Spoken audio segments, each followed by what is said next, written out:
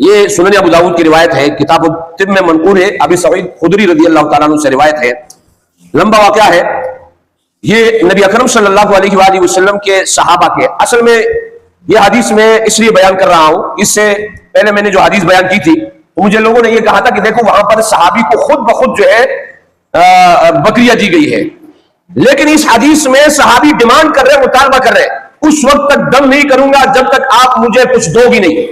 یہ الفاظ ہے ما انا براق حتى تجعلوا لي جعلا، میں اس وقت تک دم نہیں کروں گا جب تک آپ میرے لیے کوئی حصہ مقرر نہ کر لیں.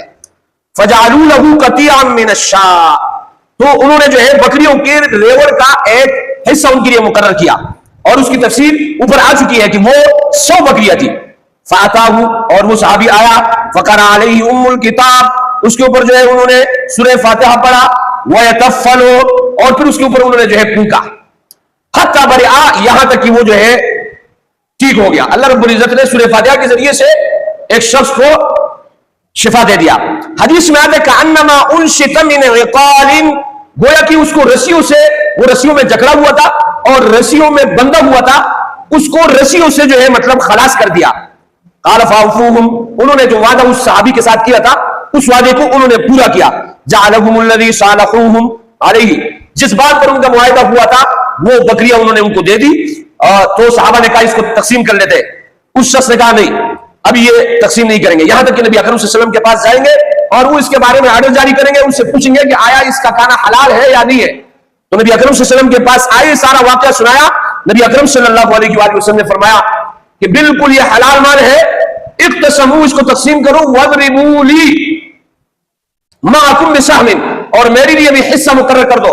حدیث میں آتا ہے نبی عباس اسلام صدقہ نہیں کہتے تھے، صدقہ نہیں کہتے تھے، لیکن اتنا پاک مال ہے کہ نبی اکرم صلی اللہ علیہ وسلم فرمایا میرا حصہ بھی اس میں کر لو.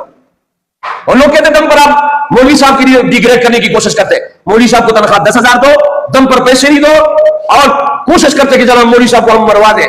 لیکن اللہ جس کو رکھے اس کو کون چکے، اللہ جس کو رکھے گا اس کو اللہ رب العزت جو ہے اپنے طرف سے، اپنے غیب کے خزانے سے دے گا. باہر کے یہ ویڈیو میں اس لیے بنا رہا ہوں کہ ایک شخص نے، ایک نہیں کئی ساتھیوں نے جو ہے کمنٹ میں کہا کہ صحابی کو جو بکریاں ملی ہے لوگوں نے اپنی مرضی سے دی. یہ حدیث بتا رہے کہ مرضی سے نہیں، بلکہ صحابی نے ان سے کہا کہ جب تک آپ میرے کو ایک حصہ میرے لیے مقرر نہیں کرو گے اس وقت تک میں دم نہیں کروں گا.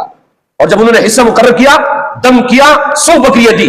اور آپ کو پتہ ہے ایک بکری کی آج کل کی قیمت کے اعتبار سے 45,000 روپے ایک بکری کا ہے، یعنی صحابی نے ایک دم پر 45 لاکھ روپے دی. یہ سنن ابو داؤد کی روایت ہے، میں بتا دیتا ہوں. یہ دیکھیں، اپنے طرف سے بیان نہیں کر رہا ہوں، یہ سنن ابو داؤد ہے